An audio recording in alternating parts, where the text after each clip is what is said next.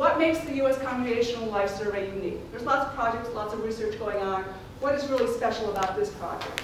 Well, first of all, it includes a true random sample of congregations. It's not just Presbyterian churches, it's not just small churches, it's not just big city churches. It really is a true representative random sample of congregations from across the U.S. So the sample includes everybody from Baptists to Presbyterians to Catholics to Jewish synagogues and Mormons. So it represents the true diversity of religious life in America today. But like most congregations, the huge majority of the congregations participating in this survey are Christian churches. The focus on the project is on worshipers, not on leaders. There have been other studies that have been done to look at far more congregations than we've looked at, but typically they ask for the input of just one person in each congregation, typically the pastor, the priest, the rabbi. Now those people have lots to tell us about what's going on in congregational life, but you might think back to a time in your history where you've had an experience where what the people in the pews were thinking didn't always jive with what the leaders and the pastors were thinking. So what we've done here is focused on what the worshipers are saying in addition to what leaders are saying about congregations. The survey was distributed in worship, so everybody who came to services on the day the survey was given had an opportunity to fill out a survey. All worshipers aged 15 and up got a survey. So this gives us a unique opportunity to put together all of those surveys for everybody in the congregation and see what they say as a group about what's happening in their congregation.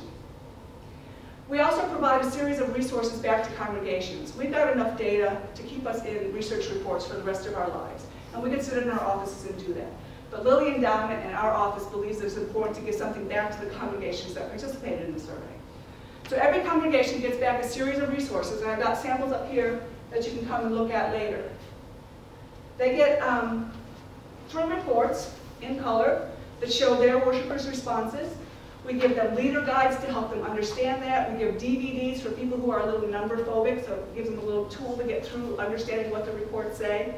And we also give them 3 books that tell what the national results are. Places of Promise looks at how a congregation's location is important in what they're doing and how they might have strengths. Beyond the Ordinary looks at 10 strengths of U.S. congregations. And this one, A Field Guide to U.S. Congregations, is just hot off the press in this past week.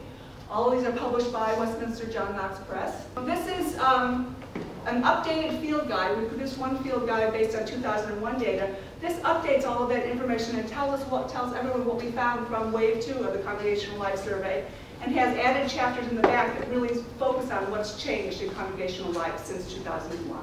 All available in the bookstore. The beauty of what we give back to congregations is we've got this national random sample, and that gives us some benchmarks against which we can compare an individual congregation's results. So in the past, we went to a survey for a congregation, and we give them their results, and they'd always go, well, how is it, or how bad is it, depending on what they were thinking about who they were in the congregation. And we would always have to say, we really don't know. We have no way to tell you whether you're good, bad, above average, whatever. Just don't know.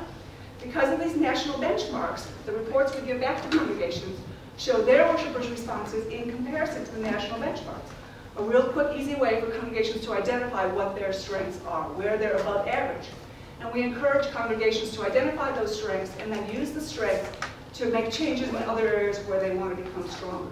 We encourage congregations not to use the reports to beat themselves up about what might be wrong and might be difficulties in their congregation.